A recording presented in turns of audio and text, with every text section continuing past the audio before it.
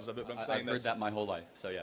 Right, but I'm basically just talking about preventing people that have committed crimes such as domestic violence. I know I mentioned Pam Bondi gave Mel Gibson his rights to purchase a gun again, even though he pled guilty to battery domestic violence charge in 2011, and yet now he is able to purchase a gun again, which I disagree with because he committed a violent crime. I mean, do you disagree with that personally? No, I mean, I don't know the details of the case, but I think I've met Mel Gibson. I think he should be able to own a gun. I mean, like just off of speaking to him though, even though with his criminal history. I don't know all the details. Do I think that the idea of taking his rights away because of something that happened that I don't know all the details about 14 years ago? He pled guilty to it though. Again, I find that to be a little bit of an infringement on basic rights. Even though he literally again, I don't know the details around that, but I guess we're getting to a place where do you think anyone that's convicted of violent crime should be able to own guns again? No, not at all. Wow, if they're committing a violent crime, absolutely not. I think we should protect people in America, which I think you agree with, and I think that's how we protect America. That's a balance.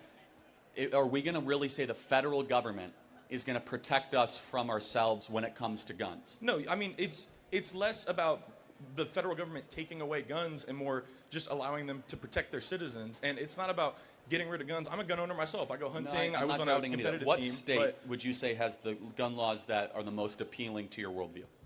I don't know specific state laws, if I'm being completely honest with you. But something to think about. But I'm speaking, even just the federal registry itself, I think that would protect, a lot of officers of the law. Like I said, when they go on domestic calls, that's the most dangerous call that an officer of the law can go on. There's an informal registry, not a formal one. Just, gun dealers are supposed to report right, but do you really think that they do all the time, though? No, of course not, obviously. I mean, right, I so live in reality. Wouldn't the federal registry eliminate that problem, then? Again, I would go back to a formal registry. You register in order to confiscate. It is a prerequisite towards confiscation. Isn't that just a slippery slope argument, though? If you give one thing, then another thing's going to go? It's a historical argument, right? We see that throughout totalitarian dictatorships throughout the 20th century, where if you want to take the weapons away, you first ask for a collection of all the items that you then want to collect. But I could see, you're coming after this in good faith.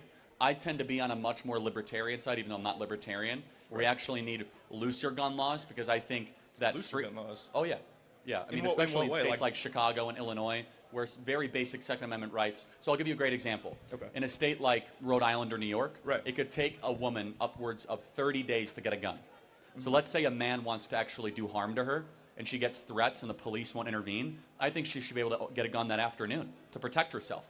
I understand that. So in that case, I think that gun laws should be looser. I understand. I think in that regard, I do agree with you. Cool. So that would be an instance of that. And I also will go back to this idea of red flag laws. We have seen case after case of it being abused, of veterans having their weapons taken away because of fake accusations and, let's just say, faulty accusations, saying that they're mentally unbalanced, so on and so forth. But do you think that they could investigate cases like that and see if there aren't any medications? I mean, a lot of these antidepressants can change your brain chemistry. For sure, and some of it, though, is they take the guns away first and they ask questions after. It's a difficult, very, I don't want to say gray area, but edge part of the law, where I tend to, and a respectable position, respect to you, I tend to err on the side of it is a right, the government screws up more than it does correct in this specific portion, and the downside to having more guns is far better than the downside of having only the government have guns. Even if that can cost American lives, though? I mean, me personally, I would give up all of my guns in a heartbeat if I knew for a fact that it was going to save one life. Can I do a thought experiment to you? Sure. So do you think we should ban driving? No, I don't think so. And I know where you're going with this. 55,000 people a year die from car accidents, right? Right, so absolutely. But those are accidents, though. That's not someone intentionally going and killing somebody. Some people intentionally do, or some people have DUIs, right? Some of it is an act of agency, not just accidents, right? Meaning that they are reckless with the technology. I understand. You would agree a DUI is a reckless act. Oh, for sure. And that's a vast majority of auto deaths, right, both in the interior of the vehicle and the exterior. Right, but then what do you have to do to be able to drive, though? You have to get a driver's license. You have to take a test with an instructor. No, of course, but I'm saying if the pursuit of to save, if it's all about saving lives, then there are certain things that we'd get rid of. I would say, though, that government is not merely there for our safety. It's one of the primary focuses. You have to balance liberty and safety. And that's a tough balance at times. I fall on this issue on the side of liberty. Final thought. So just one last quick question, I promise. What about something, as I mentioned, with taking a driving test, to be able to get a driver's license, you have to prove that you know how to operate the vehicle safely. What about something similar to that with owning a gun? Some kind of thing where you go to a range with a trained professional, you show that you know how to operate the gun, safely, know how to store it safely, things like that. yet. Yeah, you know, I mean, and then so once you pass that, you get some kind of card that allows you to buy a gun. I mean, it's all about protections. It's not about yes, restricting on rights. that you might have. Caltrop is an area denial weapon designed to stop the enemy. The Caltrop is a sturdy, simple, yet effective weapon no matter its position. Its purpose was originally designed to stop elephant and donkey attacks. It graduated to stopping tanks. And now, the Caltrop is your defense against propaganda, polished lies, and manufactured outrage. It's free from counterfeit credibility and synthetic truth. However, inside the walls of the Caltrop, you're going to be forced to think. Ladies and gentlemen, boys and girls, children of all ages, Mike Calderese is the Caltrop.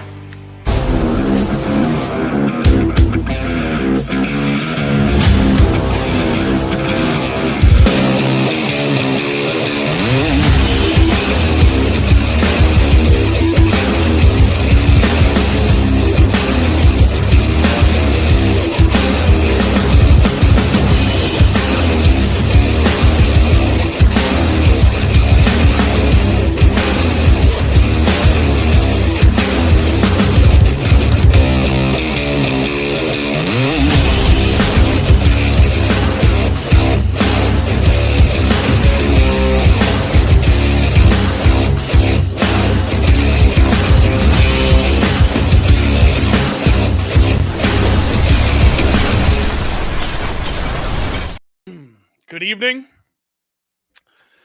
and welcome everybody to the Caltrop. I am your host, Michael Calderese. I am your host that honestly, for the first time in my life, I don't think I know what to say. I don't think I know what to say. I've been, I had a,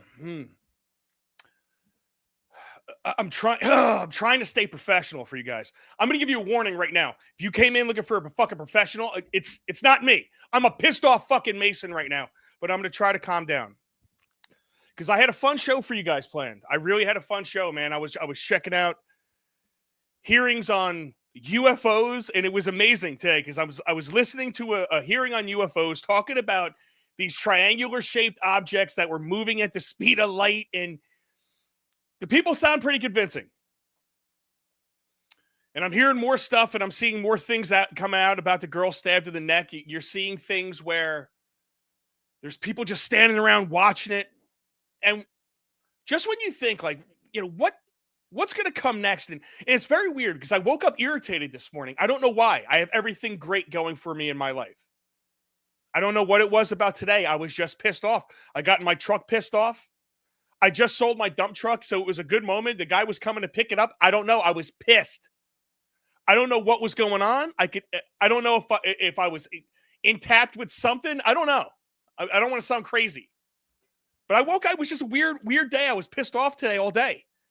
Then I watched UFOs, and they kind of cheered me up. So I'm like, yeah, man, some weird shit. We're talking about red Tic Tacs and the whole 9 yards.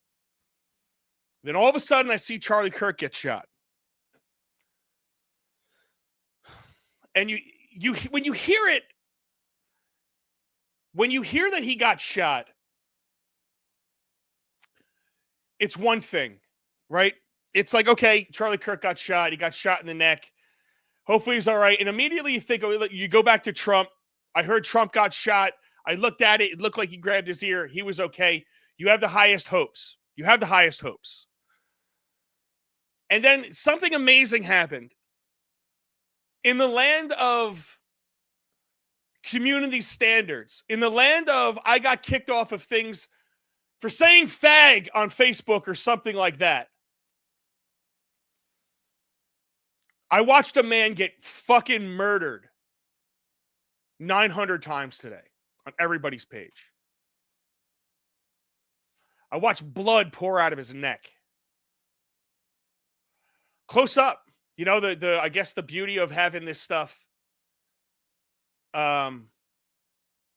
everywhere, cameras everywhere, and these big ass crowds is you get a lot of different views. And I have all those views. I have the views here today, and I don't even know if I want to show you any of them. I'm going to show you one, I guess the one that I saw. I mean, let's get this over with, because this is the one from far back that I think I could tolerate to show everybody, and everyone saw this. We're not counting gang violence. Oh my God. Now, when I heard that, the first thing that went through my mind was, sounded like Trump's gunshots. Sounded like the same type of weapon, right? I don't, it just sounded whap, whatever it was, sounded like a rifle to me. And I saw this guy get shot. And then, like Twitter, I get that one that was really close up to where you actually watch it come out of his face. And I'm struggling right now because I never liked Charlie Kirk.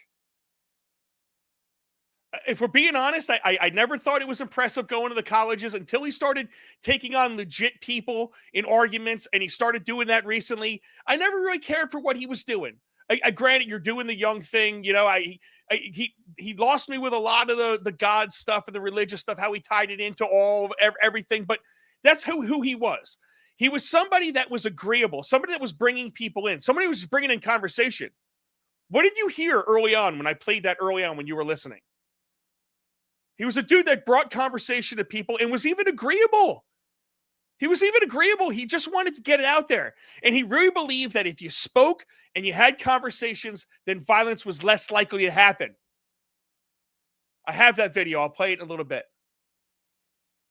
But this is a guy that believed that. He was shot in the neck. And as soon as I saw that, I went, that doesn't look good. And then, of course, you see the other ones and you see the blood pouring out of him. And I said, if this guy makes it through this is going to be an absolute miracle. A lot of you guys saw it online. This is going to be an absolute miracle if he makes it through this. And then sure enough, I don't know why I felt sick to my stomach. I don't know why. I don't know why I'm so mad about this. Because like I said, I'm not emotionally invested in this guy. Is it the part where I watch blood spill out of his neck? You see people shot. 17 people died in Chicago in like the last 2 weeks. I didn't get emotional. I didn't give a fuck. I don't care about Charlie Kirk. I don't know him personally. I've never met him a day in my life. I don't know why I'm so mad. And the things that are ringing in my head while I'm trying to figure it out, while everyone's trying to figure out, why this happened, I'm trying to figure out why I'm so pissed off over this. And I think it's because I'm almost following Charlie's path. I don't know how you feel emotionally. Put it in the chat. I'll get to it in a little bit. But I'm following Charlie's path. In my local community right now, I'm fighting back against overbuilding, overdevelopment, very powerful people. My wife goes to pick up masonry products for me. Just a couple bags of concrete they throw in the back of her truck. She makes awesome deliveries for me. But the people there who follow my page say, aren't you scared about Mike sometimes with some of the things that he says? They said that to my wife. And Serena brings it up to me in conversation. She goes, well, how am I going to be able to stop him? No, you're not. But that's what this is about. It's to shut people like me up, shut people like Charlie Kirk up. You don't shoot, you don't kill people that are lying. You kill people that are telling the truth. And like Charlie Kirk, hate Charlie Kirk, he spoke the truth. He came out very strongly against Israel on a lot of things recently. I'm not making anything. I'm not saying anything. I'm just saying he took positions that weren't popular with everybody all the time, and he related them back to his Christian faith. You have that guy shot in the neck, and it's to shut him up. And immediately you see this old guy get arrested. Let's I guess I definitely have that. Well, I thought I had that. Let's see. Do I old guy arrested?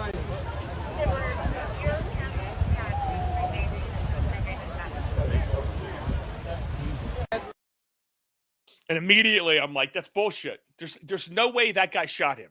He's kind of in the middle of the crowd. That was from far away. That was a couple hundred yards away. Now, if you watch it, and I didn't see this, and we're going to get to my guest in a second. It looked like it ricocheted off him and hit him because he wears a bulletproof vest, apparently. So we're going to get to that. But let me finish here because I want to touch on one thing that I think everyone wants to know why this is going on. Why did this happen? And I'm going to give everybody the answer to this right now. This is why this type of stuff happens. Plain and simple, end of discussion. I don't want to hear anything. You cannot argue with it. And it happens on both sides. This is not one side or the other. I am going to say one thing really quick. When it comes down to the right or the left, there's only one party that thinks the other party is evil. Okay? There's only one party that thinks because you support somebody, you are evil. The right might think the left is misguided. We may think they're retarded, whatever you want to call them. I don't think people on the left are evil. People on the left think I'm evil just for my positions and because I support Donald Trump. But this happens everywhere across all politics. You have a situation where people are literally pushing hate. It's nothing but hate on both sides. That guy's going to destroy the country. Take Trump. I will throw it right at Trump. Trump said Biden's going to destroy the country, or Kamala's going to destroy the country. Is she really? We survived 4 years of Biden. None of these guys are as doomsday as they claim they are. Neither side. And guess what? They're both the exact same fucking sides. But somehow they have gotten the fringe of both sides. And there's a large number of fringe maniacs. Trust me, I've seen them on both sides. I do this shit all the time. I've seen it personally. I was there at January 6th. When you have rhetoric, like let's just take, for example, what I was called. When I tell people I was there on January 6th, I get the same reaction no matter who you are, whether you're on the right or the left. It's this, oh my God, you were there that day? That violent, horrible day? I'm an insurrectionist. I'm deemed something evil. Take it a step further. Trump is Hitler. You've heard this on every single major news outlet, period. Trump is Hitler, Trump is Hitler, Trump is Hitler. You guys are Nazis. This is fascism. Hey, hey, ho, ho. Your fascist stuff has got to go. Your orange hair has got to go. You've heard it in how many different jingles? I'm surprised it's not playing on radio commercials at this point, right next to dick pills and gambling commercials. When you call people Hitler, when you call his supporters Hitler supporters, when you equate us to that, and that has been done, that is irrefutable fact, I am now disposable. Charlie Kirk is now disposable. His life means nothing, and his life doesn't mean nothing. And you want me to show you? It's shit like this. I'm sorry, I was in a rush kind of getting this done today. But here you go. Ready? This is some jerk-off Tanner Coleman. Bitch boy Charlie is dead after years of LS. We finally get a win. And Juju Rashad says, watching the blood gush out of his neck was glorious. This is the shit that's being said. I got this sent to me. I'm going to check this to see if it really came from her. That wasn't it. Hold on. But there was a Manchester teacher that wrote, where is this? Is it this one? No, that was Charlie Kirk. Sorry, guys. I am kind of like, in a rush. Or maybe that's one of the ones that didn't load up because it said there was an error. But there was a Manchester teacher that put a Charlie quote Kirk out about gun control. This is, we have gotten to the point, people, where we don't value human life. They didn't look at Charlie Kirk as a human being. They didn't look at him as a father. They didn't look at him as somebody that has a beautiful wife with a what is that, a 1-year-old and a 4-year-old? 31 years old? A guy that wasn't even a politician. All he did was go to colleges and try to have conversations with kids, something that they do every single day, apparently, in college. And you fucking shoot him? Why did this happen? This happens because of hate politics. This happens because of this ridiculous fucking shit rhetoric on both sides. And I'm honestly sick and tired of it. I started this show, and I've started if any one of you that has watched me, you have watched me do this for years. I have called out the left, and I've called out the right, and I've called it out when everybody is playing fucking stupid. Me and you, we agree on 99% of the things. We disagree on one thing. That means we stop talking to family. That means I hate somebody. What type of sick, disgusting, brainwashing shit do we have? What are we listening to? What are you falling for? That because I may want this type of politics, I don't know, If there was 100 things like I said, we agree on 95 of them. This is one thing we disagree when we agree on 90 things. But we tend to focus on that one little thing, that one tiny little thing. And because of that, I hate your fucking guts. You're no longer you're not even human. Fuck your kids. Fuck your wife. I took pleasure in watching you bleed out. And I'm going to ask the left a really serious question right now. Deep down, are you as satisfied as you were when you thought Trump was killed? Are you? Because I know a lot of you guys were disappointed when he was killed. Were you going to be disappointed when Charlie Kirk made it out? Or were you hoping he survived? So you could ask him hey, how do you feel about gun laws now after you got fucking shot?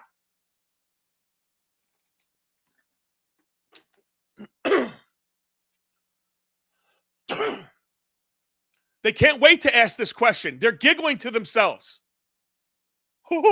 Listen, how awesome is this? Charlie Kirk was so for gun rights. How do you feel now after you're dead and you were shot in the neck by one?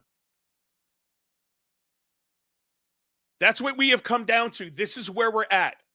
And everyone wants to sit back and wonder, why did this happen? This is why it's happened. This type of rhetoric, this type of attitude, everything we do in our politics and our people, we have devalued life. I heard some of the most ignorant shit today. You go on some, honestly, some of the racial pages and black pages and stuff like that. Some of my friends that are black. Oh, white on white crime. Finally, they got a taste of what we go through. And yes, is Charlie Kirk getting killed worse than the little 5-year-old girl that got shot in the face in Chicago last night from gang violence? No, it's the exact same death. And I'm going to point out that if Charlie Kirk's name goes up there, and yes, he was a very influential person, the 11-year-old we should at least know that person's name, but we don't. These things do happen every single day. And what do we see when Trump comes in and says, I want the killing and the death to stop? Somehow it brings in more killing because Trump is evil? The party of peace and love and hate? Or I guess I said that correctly. You know, my aunt said one time at my cousin's, and it stuck with me. We were having a party. And she looked at me and she said, I fucking hate Trump because he is full of hate. And I didn't understand it. I couldn't process it. How do you wait a second? You hate him because he hates? How does that make any sense? But that's what we're dealing with. We're dealing with the media, we're dealing with politics, and we're dealing with a population that are a bunch of followers. And no matter what team you become on, no matter what team you become a part of, you get a toxic, tribalistic mentality. And I'm going to be honest with you, this is religion. Leftists right now, Republican, left, right, MAGA, you guys are part. When they call it a cult, they're right. It's not a cult, though, because cults and religion are the same damn thing. It is a religion because it's built on belief. Every single person on the left believes that the government is going to take care of every single one of their problems. They could solve racism. They could solve poverty. They could solve everything, even though they've never solved it. No matter what society you live in, they've never solved it. But it's about belief. They believe I'm an evil person. They've never spoke to me. I'm a MAGA supporter. You're evil. That's belief. That's not truth. That's not reality. That's built on belief. And somehow they have figured out how to make mass belief only it goes 48-48 or however it works out. I think it's 36-34 with the real wackies. And the rest of us, I think, are somewhere in the middle. But I don't know. But let's get to my guests because I got to tell you something. I feel like I'm going to have an aneurysm with this. And let's get to Fresh Mike. What's up, my man? You were sitting in the background, all calm. What up, man? How you feeling, sir? You know what, dude? Like I said, I'm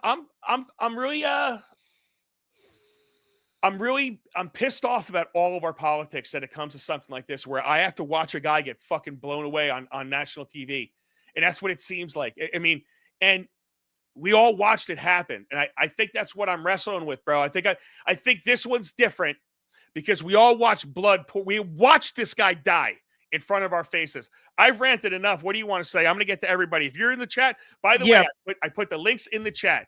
If you want to get in the show and you want to say whatever you want to say, I'll give you a minute or two. Get it off your chest. Rant. Get it off the chest like me. Tell me how you really feel. Tell me if I'm an asshole. Tell me if I'm wrong for calling out the left. And by the way, I called out the right as well. The link is in the chat. If you want to be a part of this show, you're welcome. Hit it. They're in all the chats. YouTube, Rumble, and Facebook. Let's go. Mikey, fire away. All right, man. A couple quick things here to be tight with it. One, and be careful who you let in, by the way. They could fry your channel, man. If you don't know them, if you've never seen them before, don't let them on. Okay. I'm just from me to you. I'll be quick. I'll be quick with the hook. Yeah, but yeah, fair enough. Man, it's pathetic, and I'm so mad, and I'm so sad, and I'm so freaking sick of it. You know, something that you didn't mention, but that is the case. Is last week we were dealing with Christian kids getting shot in a church for being Christian children by a leftist, angry transgender who said I was brainwashed and I hate Trump, so now I'm going to go kill Christian kids. And where does it come from, though? I mean, think about this for a second, Mike. This is the point I'm trying to make to everybody, and this is the danger of the politics that we all honestly get sucked up in, right? You name the community, that community believes that there's an enemy somewhere, right? So that community really believes that Christians are dead set against them, the LGBTs and all of them, right? And the gays in that whole community have been told by people and Trump and the whole nine, and they blame it on Trump as well. You support that way. Trump is coming after the gays. Trump is coming after your grandma. He's going to roll Medicaid off the cliff. He's going to take you're going to die because of Trump. You hear this all the time. So every group has their own individual, not only like reason to hate, but they have their group of people to hate, to focus on that hate. Absolutely. Well, that's part of the plan, is divide and conquer. Just like whenever you get into an argument on Facebook with a crazy liberal, they always single you out and try to make you feel alone. That's a simple tactic. They don't want you feeling united with the vast majority of the country. I will say this, man. I worked with some Turning Point USA people. As you know, when we met, as you were, we've been deep in this stuff. You know, both me and you have had threats. You know, they were doxing me in your chat, and I'm about to go do live stuff. Thankfully, it's in a pretty red place.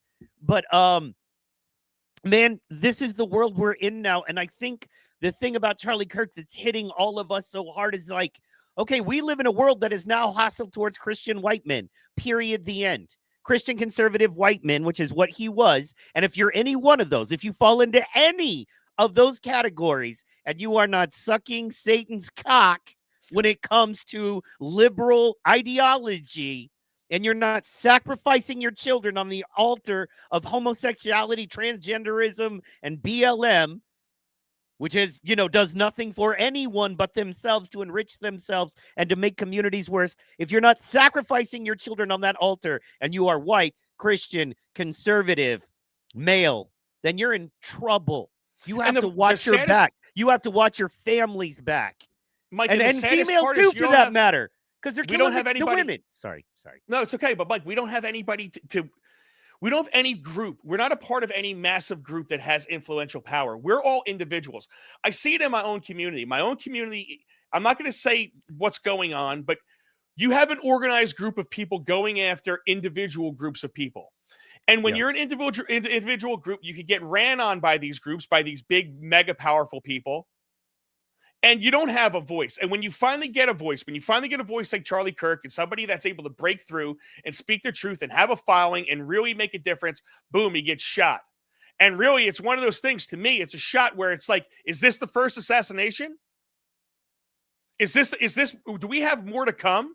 It wouldn't be. It wouldn't be. Because you ready? Trump. Let's look at this. Trump. But here you go. This is Charlie Kirk himself. Assassination culture is spreading on the left. 48% of liberals say it would be at least somewhat justified to murder Elon Musk. 55% said the same about Donald Trump. In California, activists are naming ballot measures after Luigi Mangione. The left is being whipped into a violent frenzy. Any setback, whether losing an election or losing court case, justifies maximally violent response. This is the natural outgrowth of the left-wing protest culture tolerating violence and mayhem for years on end. The cowardice of local prosecutors and school officials have run amok, or what does he say? I have to bring the banner down to see the rest of it. But he's well-spoken, he is effective, and you kill him for it. And he says it. It's assassination culture. So you're right. It starts at Donald Trump. Charlie Kirk wears one in the neck. Who is next is my question going to be. And how many more? Is this just the beginning of this that we're going to see? Yes, but I think that I think Charlie, and I'm praying and hoping that Charlie Kirk is he's our George Floyd. He's just said it. That's right. I hope he's our George Floyd. So let's bring in the two other guests. We have two other guests here. Let's bring in Patterson. So let's first introduce Johnny G. Johnny G is it's Johnny. Do you want me to tell you your screen name? Do you want me to expose you or no? I won't expose you. Johnny G is a good buddy of mine. He called me up. He's the one that we were going back and forth today. Did you see Charlie Kirk was shot? He's the one that alerted me to it. And then I have obviously my man Patterson. Patterson's been on the show before. Patterson, I referenced you earlier with some of the maniac level shit that you were saying. So I'm glad that you popped on for this. But let's start here, Johnny. Really quick, give your take on what you saw and just why you wanted to come on tonight. I don't know, it just blew my mind. I like literally every day. I go to work, I watch Rumble shows. I watch him every day. He's an inspiration to my life. I've learned many like historical things on top of the things that he's like talked about, done. All the kids that he goes to colleges and sit there and talk with and like not like bash them, but properly put them in the correct direction. You know what I mean? Like in a correct way, not being like ignorant, rude, like trying to be like laughing and like enjoying like life and trying to like cheer them up and put them in a better direction, you know? And like I was brought up in a like a old school way, my parents, and like you want to go work hard and make money, go do it. Like I'm not going to hand you everything, buy you a car. And I just find that like a lot of kids these days are so like spoiled, and you know they can, you know, how can I put it, like well, actually, after I graduated high school, I started to notice how kids these days were getting more like pussies, if I can say, like, and not as hardworking. And, you know, like literally, like, you know, I had a goal in my life in high school. And I said to kids, I'm like, I'm going to make something of myself. I want to make my own business. And I had kids and people in school being like, no, you're not going to be anything. You're not going to college. You're not going to be anything. I went to Jacksonville Tech School and did 4 years of custom cabinet making. So like my grandfather brought me up into building woodworking stuff. Like that was my trade. So I was like, you know what? I got out of high school. I met a contractor actually on the, I met a girl on the boardwalk in Point Pleasant, and then I met her dad, and I worked for him for 4 years. So that influenced me a lot on like doing home remodeling. And then I had, like later down the road, I had someone influence me. Why don't you get your license? So I did. And I opened my business in 2014, and I've been busy like almost basically ever since. And I encourage kids like these days, like there's young kids that are just getting out of high school, and I push them and I say things to them. And if they act like a bunch of little pussies, I like call them out on it. Like, I don't care. Like, I get fucking adults that like bash me when I was younger, but you know what? I took it as like an influence to push me harder in my life to better myself. I made goals. I set that. But I see kids out there these days are just a bunch of fucking pussy queers. Like, come on. Like, right. You know, like no listen. I get what you're saying, and I think to put it a little more eloquently, I think far too many people, and Patterson, I'm going to kick this over to you too, because I think we're going off of emotion, right? And I think we have an emotional society, and I think everything we've been saying right now is built off of acting with emotion and not acting with your brain. And they get people hopped up, they get people emotional, they get people all riled up based on not facts, but all rhetoric and all hateful and all hateful means. Patterson, why did you want to pop on tonight, and what do you think about the conversation so far? I like the conversation. I mean, I disagree that it's a one-way thing, especially when it comes to violence. Oh yeah. It's the thing about it is you say that the start. I hope this is the start of it, but not the end of it. And for some people, the start of it was the two politicians that were hunted down in Minnesota. For a certain group, that was the start of political killings. So today might have been the start of political killings in I your think book. it started way before that, though, right? I mean, For some other police got shot like what 9, 8, 6, 7 years ago, or whatever it was on a what you call it? You had Yep, Gabby Giffords Gabby or Giffords. Gabby Giffords. Yep. She got shot, but that wasn't. I don't think that was political. I mean, yet this shit's been going on, right? So even Right. before, and then that was linked to Tim Walz, and that got hushed up really fucking fast. Right. So I think that for both sides, this is not the beginning. I think that our freaking attention span is so small that we forget that this is not the beginning of political shootings in this country lately. I mean, when people think of political shootings, they go back to the 70s and the 60s, and it happened often. What I will say is what really disturbs me about this particular gentleman is that he was so fair when it came to giving the opposite side, or whatever he felt was the opposite side, a fair shake at having a conversation similar to the origination of your show, which you said absolutely perfectly. The idea that he wasn't going to just be in a silo of his own echoes, that he would actually challenge in a good-hearted, debate filled, like almost kind of like Lincoln Douglas debates type style, where he would go out and say, no, let's actually talk about it. And that's what makes me really sit there and go, yeah, this is unacceptable, period. Especially since, I will always, and I say this all the time, I don't agree with you, but I will always defend your right to say the stuff that I don't agree with. That can't be negotiable. So when we shut people up or silence people or making things illegal, sorry, I'm going to talk about your guy Trump for a second, even like burning the American flag, for example, that type of stuff, I think we get into ethics as part, we get more into our own personal beliefs and further away from the American ideals that, quite frankly, our military has fought for. Our military Listen, has fought for and us burning flags. I can't agree with that statement more, right? And it's about it gets an emotional response, right? When people see that, you're eliciting an emotional response in them, and that emotional response is going to take over. So I completely and everybody on this page, there was people that fully disagreed with me when I was ripping Trump over that, because I thought it took no place, or had no place for. I think burning the flag is you. We are in America unless you could do that, but I've spoke on that enough. So let me go around the corner. Give me like 20 seconds, 30 seconds each. Mike, real quick, do you think this is the beginning? I've asked this question. Let's answer it. Do you think this is the beginning of something more? I think more of these are going to happen. Yeah, and I think the left is in for a rude awakening because, and all due respect, I love you, Patterson, but it's one of those things where we do have a short memory, and you don't remember during the Summer of Love the innocent black man that was a retired police officer that was murdered by George Floyd protesters. I forgot his name right now. I can look. I want to say Daryl Dawkins. Daryl Dawkins from the 76ers? No, not that. It's a Daryl something. Anyway, you can look him up. And then the white kid who was protecting a jewelry store.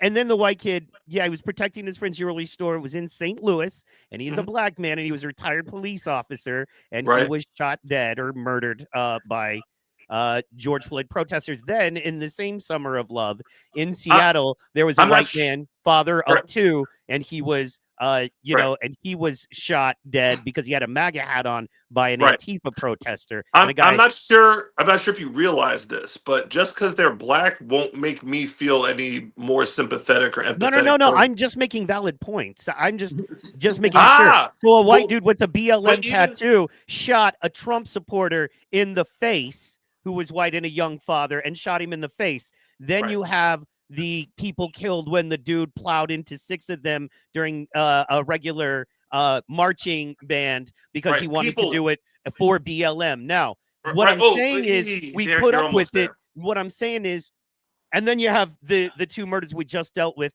What I'm saying is it's one of those, okay, yeah, but in the same way that the New York Times said black man, referring to that black man you see on your screen in capitals, but then made white woman smaller case letters when she was a Ukrainian refugee. It's time Shout out that to her. people go, no, no, no, no, no, no, no more. Okay. Because not only is it harmful to America, Right. not only is it harmful to my community, it's harmful to your community as well. And if people don't stand up and go, you don't get to do this anymore, and you're going to have to fight us like you like shooting us from rooftops, but you don't like facing us, you're going to have to face us. Well, there's plenty of video that discredits that particular part, because black folks be whooping some ass when it comes to white folks. And the riverboat incident, and then this latest one in Cincinnati. Stop it. I'm going to move on. I'm going to move on because I'm a guest. You know, I could go on Twitter and fight. You know, I could go on Twitter.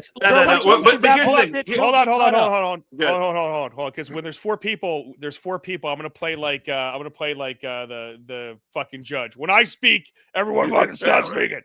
Let's just touch on something really quick though, Patterson, because it is, you know, one of the comments that was on my page when I put this stuff out here was, hey, a white guy gets killed is going to be the only thing that you hear right now. All of a sudden, the idea that we have a dying girl, we have a 1, 2, 3, 4, 5 people that didn't give a shit.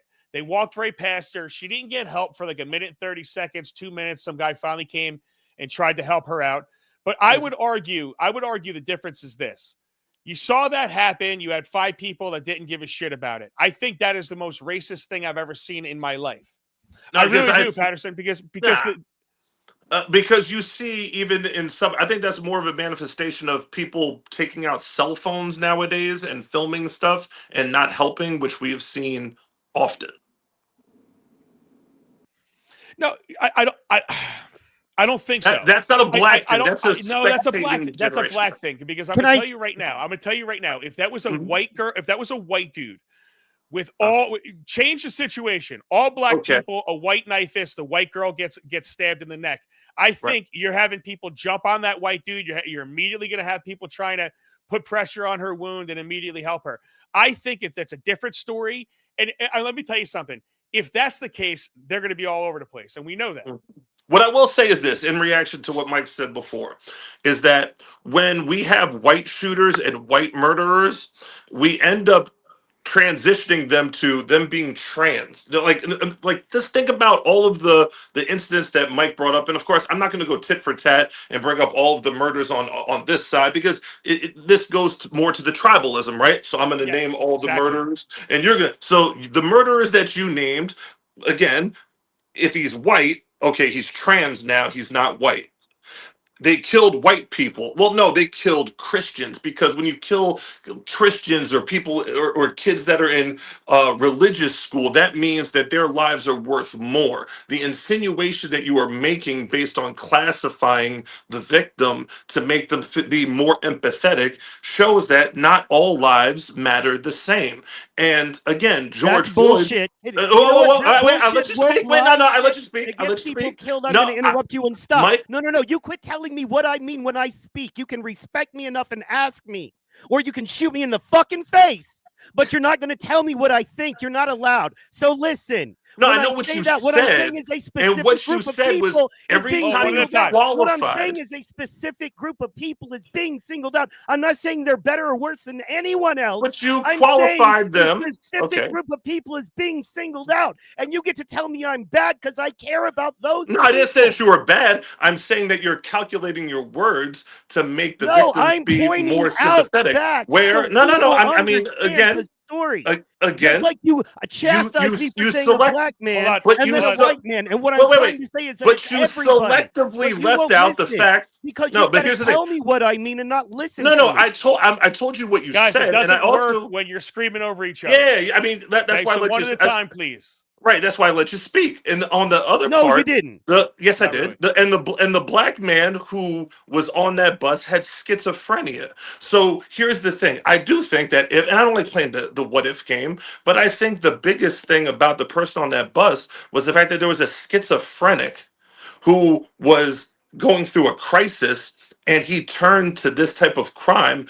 it's more of a manifestation of his schizophrenia than it is of his race. I don't disagree And with you that. but in the Sidestepping. no, you Stop don't disagree with it. sidestepping. But you Stop didn't even. sidestepping. I'm not. You're not I'm very smart because direct. you're playing You the did not MSNBC role, mention bro. the I man had see you. I see schizophrenia. what you're doing. How did you Nothing you're mention doing is nor the dude? intelligent. No, You're sidestepping. what's You not are sidestepping. Okay. No, the you said fact that and the he's point. black. And then when I try to talk, you don't let me talk about the point because you got to keep sidestepping. No, you made the point. You mentioned he's black, but you didn't mention he's schizophrenic. I made the point that I can go on Instagram or Twitter or any social media and see so much celebration. And what I'm saying is we're sick of that. What you're ignoring is the point I'm making. And it's not that that black man had any problems at all, because he did. And it's not because he was black. It was because the dude had issues. And honestly, the system fails people like that all the time. That's not the problem. The problem is when so many people, black and white, let me see what I'm saying? He won't let me talk. Well, the problem is when I'm about to make a valid point, you better shut me down. Oh, God, your sidestepping ain't working. When black and white, when hateful liberals of all colors and creeds come together and get to say the kind of shit that would cost me my job, and that I've got to be careful, and that I'm literally, as we speak right now, getting threats in my chat, death threats, because I'm speaking. My mother on his show Friday night got doxed her home. And I've never said shit near as bad as Charlie Kirk. And I'm about to go do a live show in front of hundreds of people this weekend. My wife is scared, Patterson, because I'm really living this. So as cute as you want to make it about, well, this one guy had a problem. No. I get to go online and get death threats. Mike gets threats. When you start talking about the culture of death and the people, and it's sad that I say it's specifically black people, I've seen more than any other race celebrating this more than I've seen anyone else, the harshest way. Now, maybe that's anecdotal, and that's just my stream. That's possibly your stream. But I'm telling you, I can show you right now a lot of black folks celebrating and saying some awful shit that no matter if it was Farrakhan, I would never say. If it was the worst black man that I hate and want, I'm jumping in here. I would never say this shit on social media against them because that's not who I am as a fucking person. Okay. So is that fair? I'm jumping in here. Once again, I don't want to talk over anybody. I wanted to go back and forth. But listen, man, what's going on? I think what's evident about all of this is the labeling shit in the back and forth and the whataboutism, and it's always this type of weird fucking tug of war. We'll check this out, check that out. And my problem is we have gotten accustomed to death. We have gotten accustomed to killing. And I made this point earlier, Patterson, and I like you to answer it because I accuse you and I accuse honestly a black culture a lot of making excuses for violence. Like you said, the guy was a schizophrenic. I don't give a fuck what he was. He was a 14-time different criminal, and he had no business being out in the streets. And the Democrat lacks policies and the bullshit policies that they have. And that judge, the guy should not have been on the street. You have bartenders out there. If a bartender overserves somebody and they go and kill somebody in a car wreck, the bartender could be held accountable. The bars closed down and they shut down. But we have judges that are releasing criminals out there. We have all these situations where it's just ridiculous. And what Mike is trying to say is right now, what you see an absolute intolerance and an absolute hate and an allowed hate for one group of people. And that happens to be white, Christian, conservative, and I'm going to say men. Okay? And that is what you see going on. I don't give a shit what anybody says. Patterson, the double standards that we see in society are far-reaching. And to me, every single one of us, including your so-called community, Italians, I think we have all gotten way too cool with accepting death of anybody. Because I'm going to tell you something, the 11-year-old girl that got shot in Chicago, we didn't see blood pour out of her, or maybe we'd have a different reaction to it. You have a valid point. Now, here's the thing, right? The whole can you top this and can I be more of a shock and make you feel as though that you are less than thou based on your beliefs or what have you, that whole stacking of my team versus your team, it's going to continue, and that's what ultimately leads to everything. Do people on the right get death threats? Absolutely. Do you guys experience what you experience? 100%. And I'm not going to minimize that. In fact, I'm not even going to say, hey, on the other side, like other people don't get death threats on the left, because we know that happens as well. It's irrelevant because nobody should be getting death threats. Everybody should. And notice how I said in the beginning, especially with this particular dude, Charlie Kirk was absolutely somebody who was open to dialogue. It wasn't like he was just preaching what he preached and just shut the door and this is what I say and that's it. No, no, no. But at the same time, is demonizing of the other side on both sides.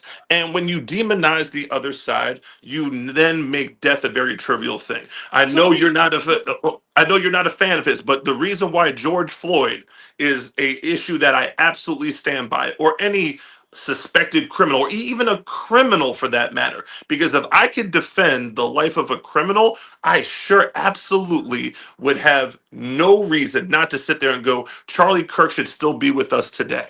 So if we could value the life of somebody who, again, it's very easy to look at them like, but when anybody's life is expendable, then you're now in this judgment phase, and then your morals dictates whose life matters and who doesn't.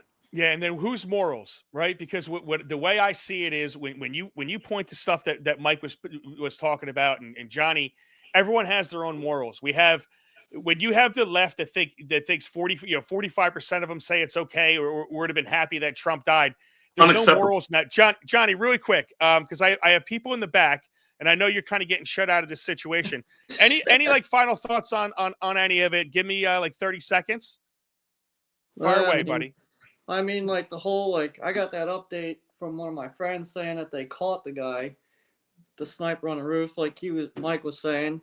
And you knew it was a rifle right away, just the way it hit, yeah, right? Just when I was speaking to you earlier, and you're describing to me like when you said you saw the bullet hit first, and then you heard the sound. So and I was trying to describe to Mike that I'm a big hunter. You can see that. So when go on YouTube, if you get a chance, YouTube, someone shooting a deer over 100 yards away, 200 yards. I heard the gunshot in the video first, and then you see Charlie do this, and then you see him waffle him. So that was the concussion of that bullet and hitting him.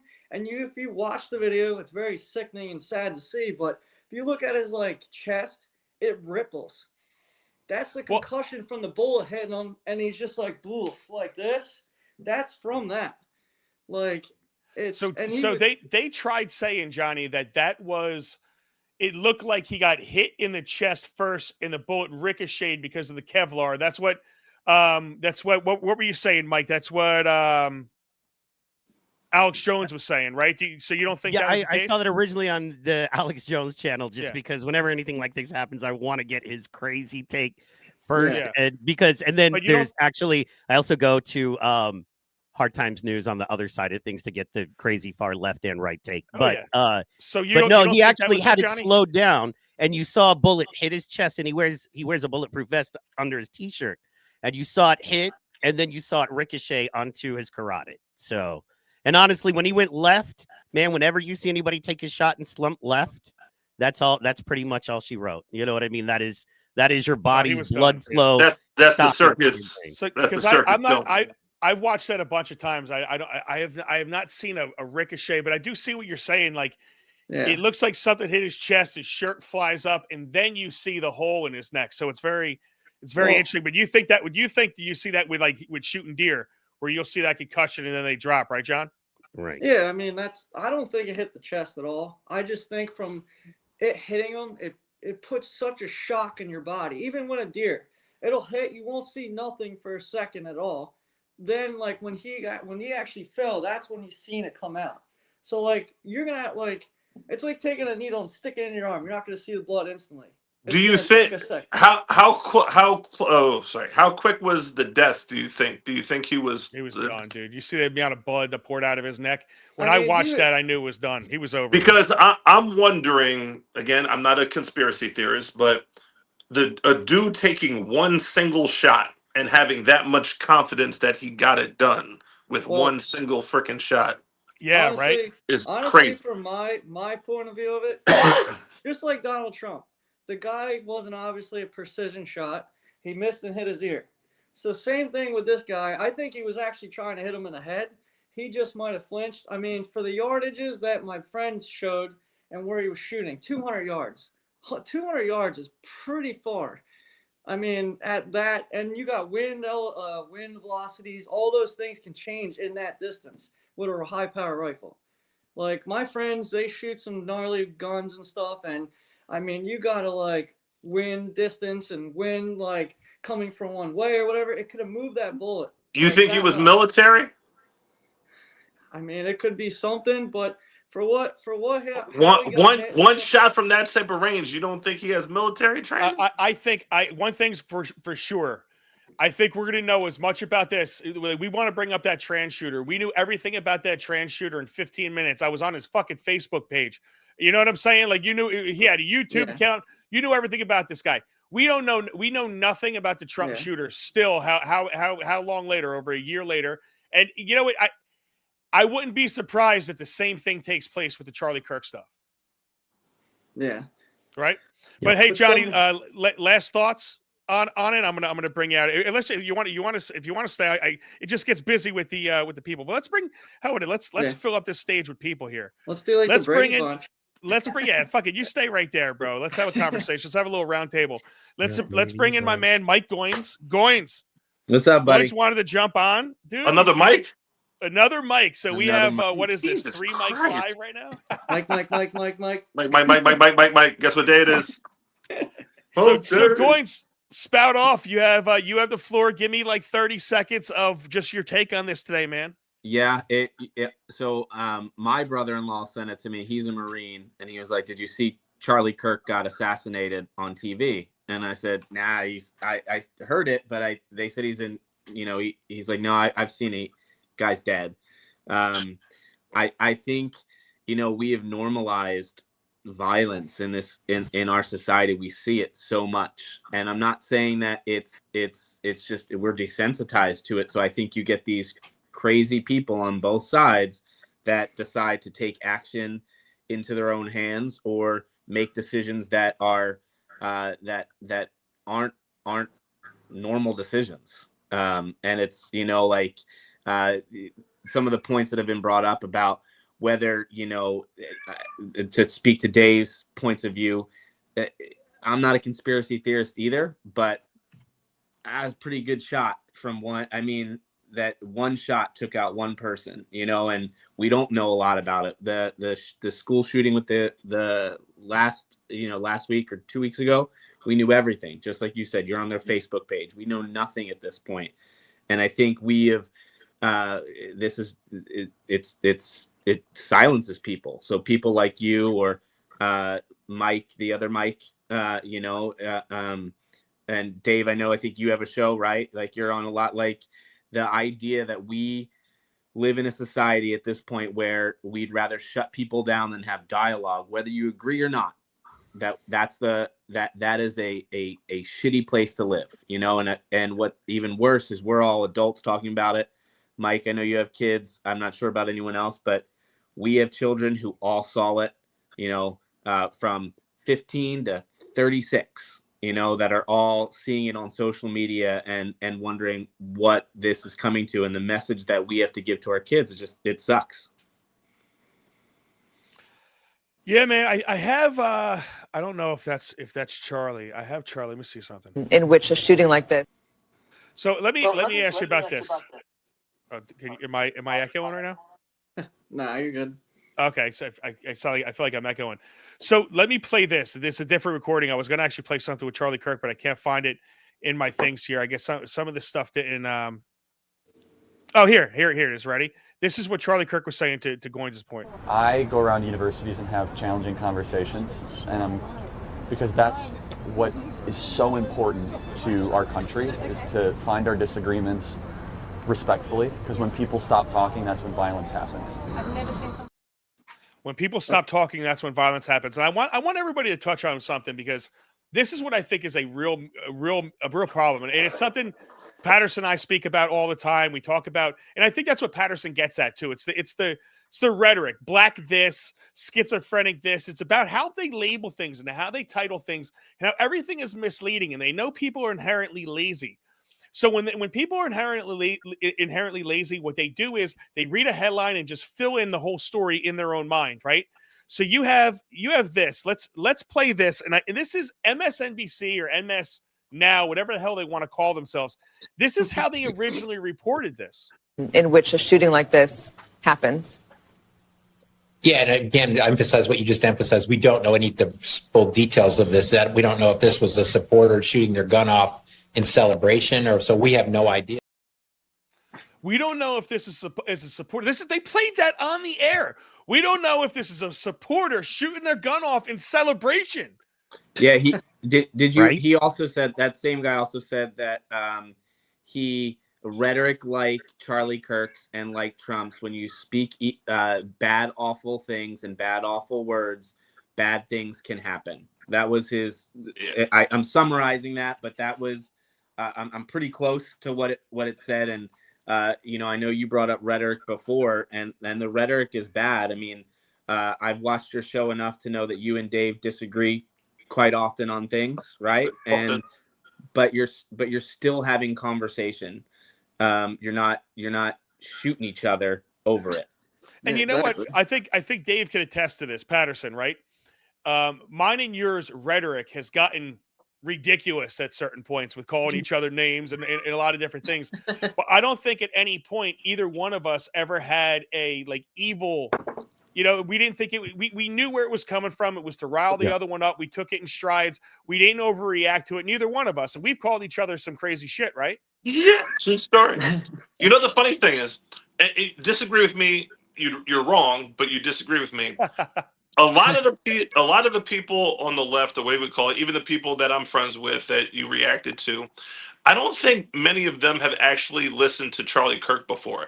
I think that they can't tell the difference between Charlie Kirk and anybody who's on Fox News, because they don't have the tolerance to actually sit and listen to it. And it's funny because you even got into a conversation with my wife, and my wife's like, I don't do political conversations. I want to be in my bubble. I respect that it is my bubble, and I'm going to stay in my bubble. I don't have political conversations. That's her. Ironically, she's the lawyer. So, funny enough, I think a lot of the people that you see celebrating or whatever, they really didn't listen to the dude at all. And they're just, again, it's tribalism. Somebody on their not a team. person. He's not a person. Somebody on their team got knocked off. So that's good, serves them right. That's what it is. So Dave, to your point though, don't you think that we have the same thing in our family? We have family members who don't want to talk because it's created escalations and it's created all the. But don't you think that's part of the problem, that we can't talk about it and still sit at the same table? It definitely is. I don't know how I don't have an answer for that, to tell you the truth, because I know people like my wife that you're just not going to get her to agree. Again, she'll respectfully disagree, but she doesn't talk politics at the dinner table, that type of thing. Me, I love to grapple. I love to go back and forth. Let's call each other some names, see what it do, and then kind of take it from there. Whatever. I didn't call you any names, dog, just to you know what I'm saying. I would never call you names.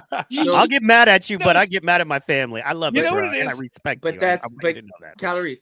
Think about that. Like what Dave said. If we can't talk at our own table about issues, how are we as a if I don't know you?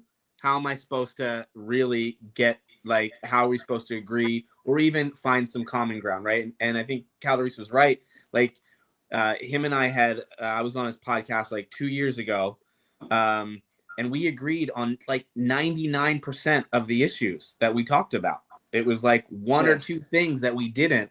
And, you start to find that, those that common ground we don't focus on. We all focus on the outside of it. And Right. I think the common ground that we oftentimes forget about, and I think this is where me and Cal Doris have gone on better footing, especially lately, is that if you say that something upsets you, or there's something that bothers you, or there's something that has happened to you, the correct response is not, it happens to everybody, or let me tell you about this.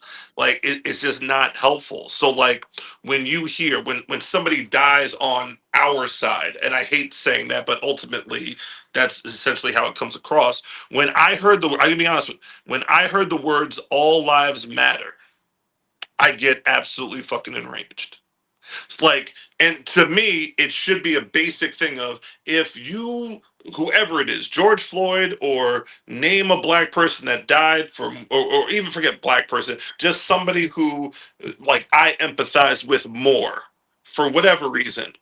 If your response is "all lives matter," to me that's disrespectful.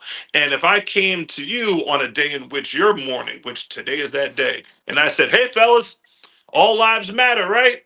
Let's kind of move on with this thing," you guys would be like, "That is a soulless motherfucker right there." And you know what? You would be right, because now's not the time to talk about all lives matter. Yeah, so Now's the Dave, time to talk about, can I you push don't kill back on somebody. that? Please. I'm gonna push back on that, and I want Freshie to jump in on this. I really think I'm gonna say that when I heard Black Lives Matter, I get enraged. And when I hear the Black National Anthem, for example, I get enraged because it's doing the things that keep violence afloat. It's creating teams. Exactly. Why do black people kill black people? Because they're on different teams. Whether it's a street gang, it's this street gang versus that street gang, or whatever the hell it is, they're a part of different teams. Why do white people kill white people? Because we're on different sides, we're on different teams. Can I just jump in no there? no matter what it is. But and to sound like a bleeding heart liberal here, fair. However, like the quote unquote Black National Anthem, what sucks is how that was packaged. It's called Lift Every Voice. And the thing is, there is a Black American experience that only Black Americans know about. Now, growing up in an 89% Black neighborhood in Section 8 with only me and my mother, I feel like I lived closer to it than a lot of white folks. And I'm still going to say it was an experience that I didn't have and that I'll truly never know. And I believe that just like Native Americans and Greek fests and German fests and Italian fests, I believe that Black folks should have their ability to enjoy their own culture, and it's not infringing or hurting anybody to do that. And what's cool about it is that a lot of all the cultures together is what makes American culture, in my opinion. What is Black culture? I know I sound like a bleeding heart liberal, but also not for nothing. But if we're talking like NFL, I mean, have you looked at the percentages there? And if they want a song sang, the high quality of entertainment they give us and how they crack their skulls, if they're like, hey, can we throw this song at the beginning? I'm cool with that. Of all the things. Mike, I wish somebody could explain to me what black culture is. That's what pisses me off. When I hear Black Lives Matter, when I hear the Black National Anthem, I see division. And you know what? I'm sick and tired of watching it, because when are we just going to be Americans? When we become Americans, we become all the same damn team. You know, George Carlin had something he said a long time. Everybody needs to keep fucking everybody because we're all the same color. Yeah, and I still don't know if that's going to be the solution. Brown girls are nice. Let me push back a little bit there, Mike. The things that Mike was talking about is more of us still being on the same team, but there is an offense and a defense. There's an offense and a defense and a special teams. I love going to the San Gennaro Festival. I love going to a good, Irish St. Patrick's Day parade, or something that has again the American experience, but it has a little bit of flavor to it. Pardon the expression. There's no reason why we can't be on the same team and still celebrate the diaspora that is in America without it being the tribalism. Now, Republicans and Democrats, two teams that they're down the same team. Sometimes they're not even in the same sport. But I think to say that I'm so sick of the tribalism, so now we have to be exactly the same, is like having a football team where you have all skill position guys and you get your ass kicked because you have nobody who's over 200 pounds. And not to make too much of a joke about it, but you know how you make racist folks love black people? Just have them eat some good soul food. All right, you know Okay. how you make everybody change? Share your culture. If Yeah. I hate Greeks and then I go and have some, you know what I mean, some I'm gonna delicious tell you something. falafel and some Good great Mexican pastry, food. I'll be like, I was tripping. You know what I mean? If I have some amazing, amazing soul food, I'll be like, how would I hate these people? You know You're what gonna I mean? This have is fat delicious. Kamala Mike, because you ate some going soul to- food. Oh, sorry, John. Mike Goings knows this, and so does Johnny G. There is no good fried chicken in New Jersey. I don't give a shit. You've got to you've got to go to North Carolina. And honestly, the best. When I went to school in North Carolina, the only place to get the best chicken was Church's Chicken on Martin Luther King Boulevard. And let me tell you something. It was the best because you had to take your life in your hand, just go in there. But the people making it, that was, oh man, that was absolutely delicious. There's a place in Columbus Flea Market that makes some banging fried No, chicken. they don't put this. New Jersey does not put spices on their chicken. They're like down to salt, pepper, garlic powder, bro. No, not You this need place. more Wait, than that. this You need, dude just said he doesn't know black culture, but then absolutely. What is black Dude, I'm culture? the When- whitest person. He went here. full Baptist minister on the chicken and So talking the whole- about he doesn't know black culture. But once again, this is what pisses me off. I There's feel no the such chicken thing as black inside my culture. soul. Yeah. What's black culture? What's white It's black. culture? Okay, it's black It means American. nothing. There's nothing. It's There black means nothing. American culture. That's what it is. If that helps you out, it's American culture. It's But black it's rooted American in culture. core How are white me and European Patterson culture. the two that agree the most right now? You know? Yes. And by the way, there's Okay, core so white. hold on. What is it? Explain There's to me four what is white- black culture and what is white culture. Somebody operationally define that for me. Either one of you guys that agree, tell me what exactly is white people and white culture, and what I mean, exactly I would say black people white and black white culture. people's cargo shorts and tie dye and Dave Let me, Matthews concerts. can I I just, mean, can I that's just say like capitalism? Can I just say, that's here's right the deal. on. We live in capitalist society, right? It's real simple. There are white people that en masse buy those weird looking shoes that look like they're not finished, that are slip-ons. I don't know why. It's a whole white people Crocs? thing now. Anyway, black people don't buy that shit, okay? That's not a But black definition, people though. I buy need a fresh definition. Jordans. Now, white people buy fresh Jordans too, because What's a if white you look- person? but mostly percentage-wise, what you see black people consuming on just a chart of, okay, I'm a person that looks at consumer trends and spending and what they spend their extra money on, right? Versus, rent and electric. What do they spend their music money on, their movie money on, their food money on, their clothing money on? You know what I mean? What do they spend on? That gives you an idea of culture. Like country music, right? There are lots of black folks that like country music. I don't know why. I hate country music. It sounds like two cats fighting in a bag. But you didn't answer my Easy now, fucking easy. question. Easy. There's a couple that are good. Like, Like Oklahoma having country. play. You have play cousins. You know what play cousins are? Patterson. All right, but you're not blood related. They're play cousins. We know Yeah. this. If Yeah, your but if you mom would- and my mom are friends, we're play cousins. We're not blood related, but we cousins. Not Like- we Like, play redneck as hell. let me You ask- sounded redneck as hell is right. But Yeah. hold on. You didn't answer my question. And I'm sorry to be a stickler with this, right? But I like answers being because I'm sorry, but when we throw out terms, and this is what bothers me, and this is what I think is part of the problem. This is always part of the problem. We label shit without fully understanding what that label even means. Leftist, rightist, fucking communist, fascist, black, white. We don't know what black and white even means. There's no such definition of a black person in black culture. Nobody could give me that answer. If anybody could give me what exactly is the culture of your regular ass white person, and you can't tell me, a white person is this, that, or other thing, because you have Irish whites that are totally Right, different there culture is than no Italian regular whites. white. There's no There- such fucking thing. There's no But such thing we as a have- regular white person. But Chris. stop for a second.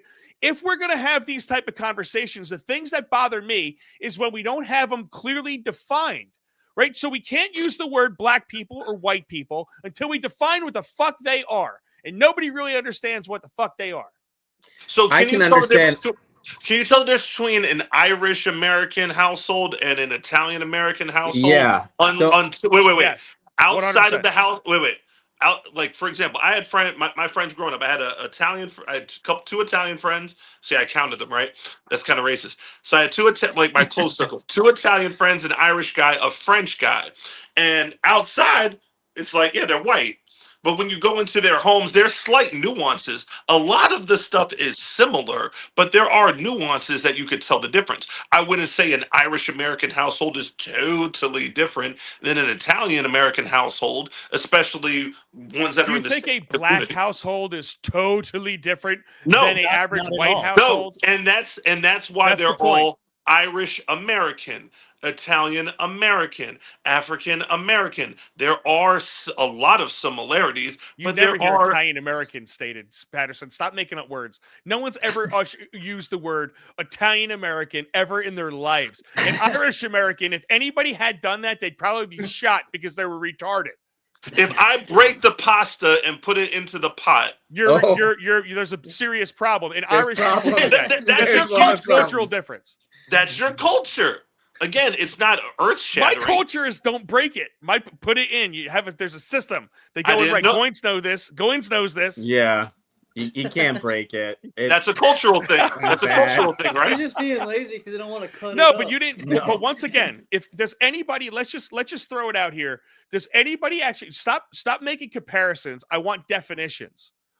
What exactly is white culture? What exactly is black culture? Let's define it here. That way we can get it out and then we can all talk about it as we actually know what the fuck we're talking about. Can anybody on the dais raise your hand if you think you have a definition for me? What do you want to guess? You sir up there in the left-hand corner or right-hand corner. What definition do you want to take on, white or black? I'm gonna do culture.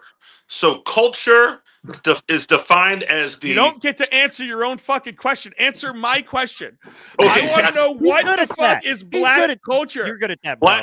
Black culture is the social and cultural norms amongst people of the similar background, which traces their lineage back to the African slave trade. Okay, so based on your definition, all Dominicans that are some are very dark. One dude when I was there was named Black I Coffee. didn't say skin color.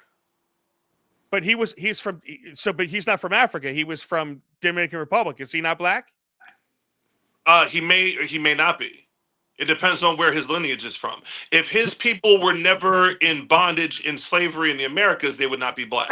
He'd be Dominican, and they'll be the first ones to tell you that. So wait. So you wait. out of the Terminator? You can tell by the tightness of the pants. What about the black folks who were never slaves that there were many of? Yeah, are They're they not black. You can be black as shit. You are in skin color. You be black as shit. No, I'm You're talking not black. about black Americans who came here that were never enslaved. That came with the Chinese and the railroad. What about the rush, black or slave that owners? came Are they black? in the homesteading that came from other? There were a lot of black folks that came during slave times, but they were not slaves. If they came from slave times, then they blended in enough that they're black. We let them in the club. Any black so we have- American that comes here as a But American. if you came from Africa last week, you're not black, even if you're the blackest thing you ever seen. Okay. If you came from Kenya, you came from Ethiopia or whatever it is, and you just took a plane over here, bro, you're not black. You're African Well, American. so let me. I want No, to. you're just African. Go ahead. I want to Go push ahead. back on that a little bit because I think there's a whole generation of people that identify like that so that they can create issues. Like Did you say identify? I did, like meaning so I'm Like Rachel Dolezal? It's like no. I'm gonna say I identify as Juicy Smolier. So you're saying that if you came over from let's say Ghana today, I'm actually using something that I know. And Okay. that you come over from Ghana today, you're saying, hey, you're not Where? black. Not right? black. Okay. But they're using that, even though they grew up in a white neighborhood and a white school and all that kind of stuff, to say, well, I'm black and I've been mistreated my entire life because I'm black. Right? Like so, but They you're had the saying skin color. because they had the skin color. So it's either But skin color or it's not, black, right? But I get how the name can fool you. Just because you're black don't mean that you're black. Just because you're dark skin doesn't mean you're black. We don't let everybody in the club. In fact, we're thinking about removing some of our we're thinking about removing some of our members. And calories. So we're gonna do the racial draft. Hey, not for Yeah, nothing. doing Y'all the racial declared draft. Thomas dirty. I Y'all t- I declared told- Thomas straight dirty. Okay. I Just saying. told you Tiger Woods is up for a trade. He ain't really winning he's not winning tournaments no more. We're ready to trade Tiger Woods But what gives you ownership of Tiger Woods? He's half Asian. His mama was Asian. That means he may be 55% Asian. Because we're trying to get Jason Kelsey back because he was black as shit from one point. No. Saw his hair? I get it. I get you it. see his haircut? I get it. Every mixed person, it's so bad to be black that everybody that I know that's mixed race, white or black, identifies as black. That's how hard it is to be black anymore in America. Colin anyways. Kaepernick.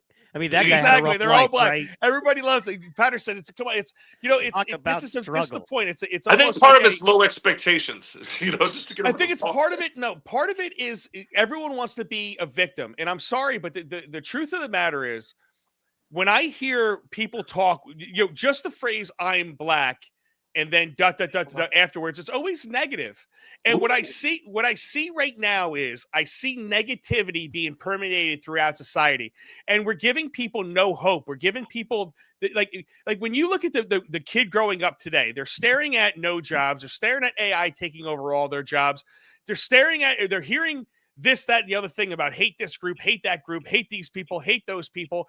Everything is down. Everything is negative. Everything we tell young kids is negative. Everything you tell young black kids is you're black. You can't do this.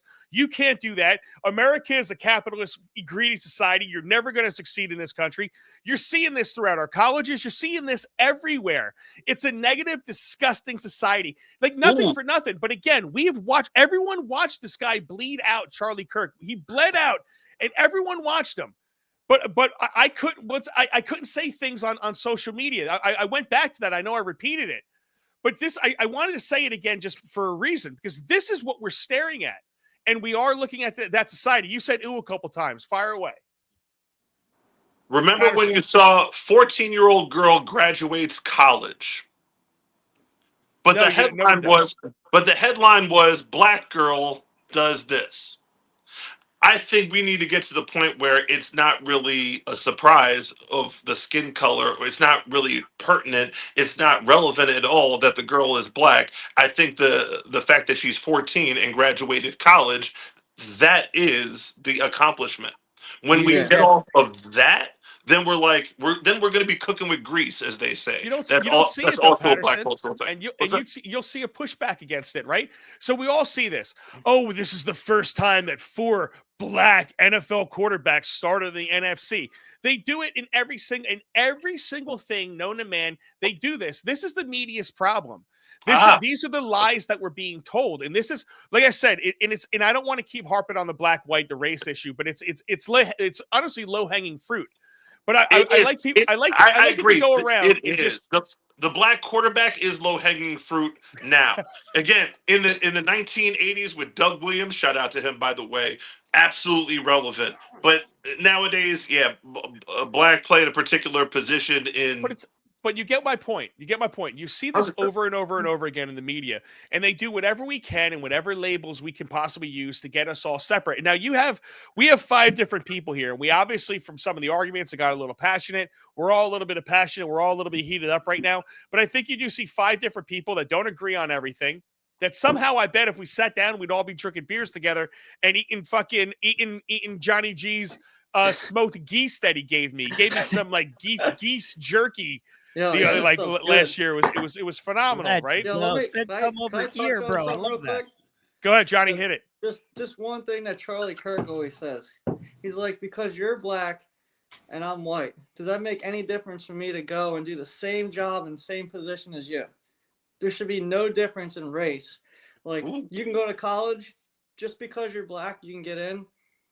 And I'm white, I can't do it, but that shouldn't be the concept of it. Charlie always brought up stuff like that. Just because of your race of color. I don't care what color, black, purple, pink, whatever you want to be. I got a bunch of black friends. I feel like when I go over their house, I feel like that movie Road Trip. I'm the skinny white dude that hangs out with all the black people. And I love it. Like, I actually just had them at my house 2 weeks ago for our party. We're all playing cornhole here, like hanging out. I invited Mike. I know you couldn't come, but, we always love you to be here. But, like, they're fun as ever to hang out with. I love hanging out with them. And even, like, you're talking about the soul food and all that. Dude, they make collard greens. I love that crap, man. That shit's good as hell. And you're fucking country. Dude, when they came here, I bought an entire big watermelon. I come out, I was like, I'm not trying to be racist at all. And they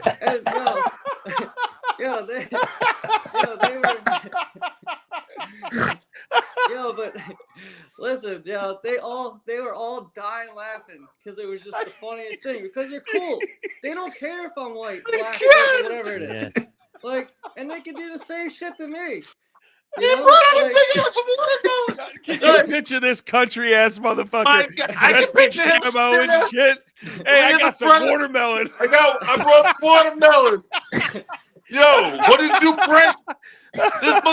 He brought watermelon. I mean, we do eat watermelon. And hey, I got some grape juice in the fridge. I just found it in the back too for you guys. I brought it especially for you guys. But I made a whole bunch of like seasoned tenderloin that they're like craving over. I couldn't even get it off the plate. They were all like, everybody and my friends all surrounded me. I don't know if Mike, I've ever given you like backstrap tenderloin I've killed off a deer. It's phenomenal, yeah. Oh, dude, it's so good. So let's ask everybody a question because we are actually, I wanted this to go over. I said, fuck it, we'll do whatever we got to do here. Looks like we have an awesome chat going on all of them as well. We actually have, I think we have a couple YouTube comments. We don't have a couple comments, but let's do this really fast. Let's just go around really quick and just get, if you can, try to keep it a little bit short, but I want to kind of go around. And I love it if you could put it in the chat if you have any ideas as well in the chat. But, what do you think? We've spoken obviously about the problems, right? But how do we solve this? Is this a solvable situation? I know violence overall. I don't know if it's a solvable situation. I think you could tone it down. I think we definitely have to go after crazy. Somehow we have to figure that out. But do you think that there is a solution to some of especially the political violence? Let's keep it limited to that. Do any of you guys, let's start with Fresh Mike. Do you think there's a solution to the political violence that we see now and that we see going forward? Yes, but you will not like the answer. I will say this. Sometimes you got to fight fire with fire. I'll leave it at that. Charlie Kirk was doing something for the first time in 50 years. More young men of all races. It was trending all races, which is scary for those in control. Were for the first time in 50 years, more men under 30 considered themselves conservative than ever before. There were more young voters, Republican and for Trump, than in the 80s since Reagan. So he was leading and he was the head of a legitimate and significant movement that guys like us that are over 30, that got kids to feed, that aren't in colleges every day and out in those mixes. He was making a huge difference. And he was, to me, the leader of that movement. And that's why they took him out, in my opinion. And the problem is people are saying that was a win for us on their side. And I just think it's funny that this side that is the most dependent on government funds, medications that they have government funded help with, that promotes abortion the most. This side is saying that we're going to win against the side that controls the money, the military, the laws, and the vast majority of people, because most people, Democrat or Republican, don't want this. Black, white, brown, purple, no one wants this. I guarantee Patterson wants a safe place to raise his family and a nice retirement in a few years as much as I do. You know what I'm saying? And he 100%. don't want to hurt a white dude to get it for any reason, and neither do I. So depending on the guy. But that's what I just want people to think and remember, man, is that we have to expect what's coming. Fatigue is a real thing. A lot of people are feeling it. A lot of people are ignoring it on the other side, and it's coming. And so just be prepared and try to be peaceful and as cool. And these things are the things that matter, what we're doing right now. Yeah, and I think someone said it earlier. I mean, we felt the George Floyd stuff building up. I'm feeling something else building up. That's why I want to talk about solutions. Goins. I mean, anything that pops into your brain that you could think that maybe just a decent idea that people, whoever might be listening to this, might want to heed advice for. Anything? Yeah, I mean, I think there has to be a big, honestly, a big push in prevention, and I think you have to lower the temperature and rhetoric. It has to be first and foremost. I think you have to have the media has to be responsible. I think the TikTok, Instagram media is absolutely insane, and there need to be sources and verifiable sources to provide information. I think the fact that we can just post something and you know, it's irresponsible from a media standpoint. From the companies that own it, it's all it's doing is driving this big division. And then I think we have to find areas that people who disagree can get together and have dialogue like this. So Charlie Kirk was not an evil person, and though you may not agree with all of his views, his Christian views, the fact that he created space for dialogue was very important, and that does not happen often enough in our society. So I think that would be a start to, if you had to give me 30 seconds to say it, that's the start of how we can make, at least move the needle a little bit further. Yeah, man, I gotta tell you, it's interesting and scary that like you said, he wasn't an evil guy, but somehow Charlie Kirk's name was associated with evil, and I think that's something that we definitely have to address. Johnny G, 30 seconds on. Do you have any thoughts on it? Like final thoughts? Any solutions, or do you want to give us a good recipe for deer? The innocent. I don't. I don't know. I mean, like they say about like how Charlie says about, or the other people trying to say take gun rights away, which I look at like everybody can wave things back and forth as in a scale. Now, if more people had guns, like I look at it as Pennsylvania, there's people you can carry, how often are you going to see a guy walk into a grocery store and shoot people when there's multiple people with guns in their pockets? He's not going to want to walk in there and try to shoot at someone because he's going to get shot back at. That's the reason why I think these things happen, because there's not more people around with something on them, because it'll lessen the number of killings when people have, and they're smart with their guns though, and they're trained for it. But I think more people need to have it just because of that. Because I don't see anything bad happening over PA at often. Like there's other states Arizona, you can carry, because I had lived out there and people are just carrying guns. I think Utah is a pretty decent state to Oklahoma, carry where I guns in live as well. Where I Didn't live, you Trump don't even need a license. You don't even need a Trump get license to shot get in Pennsylvania? Yeah, Trump definitely got shot in Pennsylvania. That's Yeah. 100% accurate. What? Yeah, no, in my state, you can carry a Butler, gun. Like yeah. literally, I can strap my pistol to my belt right now and go to Walmart with no license needed or anything. I wish that was like that. To that point though, let me just say something before I get to Patterson. Damn. This is what's been going around, right? And I really want to just clarify something, because people said if this woman was strapped, she probably would have been able to save herself, and I disagree with this, because I agree. she wasn't prepared to use that. No, she wasn't prepared to use it. She was looking down at her phone. She would have been dead. She would have been able to shoot the person in the back as he was, after she got stabbed, if she was able to get her wits about her, but she got stabbed. And, if you're not paying attention, you don't have your head on the swivel, and you're not prepared to protect yourself at all times, just having a gun on you is not going to do the trick. There's plenty of people that have died with guns and with weapons than with anything else, just because they weren't prepared to use it, Fire away, John. So, like, great example of that. Like, that girl, just go out anywhere. Everybody's like this on their phone. Yes. Nobody's paying attention to anything in their surroundings. Everybody's driving around on their fucking phones all the time. Nobody's paying attention of anything going on. When I go to restaurants, example, I'll go to a restaurant and there's a seat in the corner. I always put my back to the seat or to the wall every time. I want to see the whole room. I want to see what's going on all the time, regardless of where we're at. I make my girl sit in front of me so I can view everything, because it's just the common sense of reality that we're living in. And I'm kind of grown up as like the old school. I'm going to be 40, but still, like, I just like seeing everything that's going around. If I'm in an unfamiliar place, I want to see everything. I'm always people watching. I'm always everywhere I'm at, bars, restaurants, just concerts, crowds of people. I'm always my head's on a swivel. Even if I'm drinking and I'm a little buzzed, I still have my head on a swivel, seeing what's going on and being focused on that. Because example of that girl sitting in that seat with that dude there behind her, and if I was one of those people next door and I was strapped and I seen him being funky, I would have probably had my hand on my gun. And as he got up and he went to go like this, I would have probably freaking shot him instantly because I was seeing that coming. That's just me. It's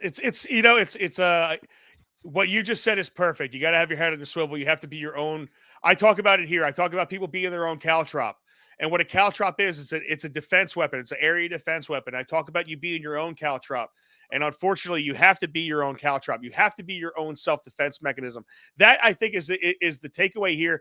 But, a problem, the thing with Charlie Kirk is, he made himself a target, unfortunately, because he put himself out there and he had the bravery and he had the compassion to do it. And he did it in the right ways. That's why he was popular. And it's, I think that's what we need to fix. We need to fix the political violence. Patterson, last words on it, my man, before we get rocking. So my final thought is this. Fentanyl is a problem in this country because we have customers. If fentanyl did not sell, there would be no reason to bring it in here. And the same thing goes for chaos. What you're being sold on social media, in your stream, what's being fed to you about all the things that you might have a slight bias, it will go into a large bias when all of that, all those videos, all of those clippings and headlines get fed directly into your brain. And that is like a form of dopamine. It's like a drug that you're getting fed through your cell phone on a daily basis. And if there were no customers, then it would stop. So ultimately, it's on all of us to kind of shift and let's do something else. Here's a crazy idea. Let's not participate in political discussions like we do now. Let's just tell our government, balance the fucking budget and shut the fuck up. Yeah, I wish it was that easy, but they have unfortunately turned eggs. They've turned eggs into politics. They've turned all that stuff into politics. All of the other stuff, shut it off. And if they try to do something other than balance the fucking budget, then they get voted out of office. And then here's a crazy thing. You know what actually cures everything? Baseball. Mike, last words real quick.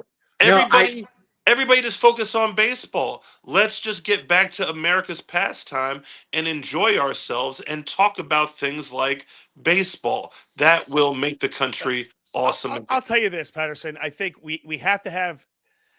I think Charlie Kirk was onto something when he said we have to have these conversations because, when one thing I hear all the time is politics. I don't get involved in politics. I don't get involved in politics. Well, politics is going to get involved with you, whether you get involved with it or not. So I think we have to have these conversations. Otherwise, it's going to be far too easy to plaster somebody like Charlie Kirk as evil if you don't get involved. Because one way or the other, people say, I don't get involved, but they still have strong feelings one way or the other. Goins, you were going to say something. Last words real quick. No, so Dave brought up a great point, and I think, Cal, you and I have talked about it before, is the reason that's fed is it's all for power, right? To keep people in power. So one area that we could do if we want it is term limits. Term limit on local politicians, national politicians, so that they are focused on doing their fucking job, and that's what they have to do. And if they can't do it in 4 years, then they're out, right? So if you can eliminate the power dynamic of what they have to be fed to stay in power, then you can start to make change. That's all I wanted to add. Yeah, well, absolutely perfect. Thank you guys very much. Listen, Johnny G, my man Dave Patterson, my man Mike Hall. Check out Mike Hall. He is PD Pod on Rumble. Check him out. Mike, go ahead. Give yourself a shout out really quick. Tell everybody where they can find you. Man, I'm going to take the special time to give you a shout out, Mr. Calderese. Thank you for doing this. This is so fucking valuable right now. Thank you, Patterson. Thank you, Goins. Thank you, Johnny G. Thank you, guys, for letting me party with you tonight. I literally came on here feeling really bad. Like I said, I personally know some people involved that are in real grief right now, and they've lost somebody that they love and is very close to them. Also, we have a 1-year-old and a 4-year-old without a father tonight, a grieving wife, and 2 grieving parents. So No matter what we feel, no matter what we believe, remember this shit has real-time consequences. Thank you guys for letting me on, and prayers and whatever you believe for good vibes and good energy to the family. That's all I got. But no, listen, also check you out because you do some really good things. PT Pod on Rumble, he's on Facebook. Mike Hall Comedy does a lot of really good things. Obviously you're going to be back with me on Friday. That's going to be the next show. Mike is every Friday night with Mike. And once again, man, this is not the show that I wanted to bring you. This is not the one that I had planned. And I am eternally grateful for Johnny G. Patterson, Goins, and Mike for saying, hey, listen, man, there's a lot that needs to be discussed, and we have a lot to talk about. Listen, everybody, I say this all the time. You can help me out several different ways. Number one, take your finger the hell out of that like button. Really appreciate it if you do that. Number two, share this. But number three, have these conversations, and let's everybody start reaching out to those people that we think that we hate them because of politics, whether it be Trump or whatever it is. There's no reason, everybody, to lose family over politics. There's no reason, everybody, to lose friends over politics. There's no fucking reason, everybody, to lose lives over this bullshit petty political differences. And if anything comes out of this Charlie Kirk thing, that we could all sit back and we could all, from the left and the right, look at blood pouring out of somebody's neck and say, this shit is wrong. We have got to change course. We have got to change course. Everybody, do me a favor. Be a caltrop in your own mind.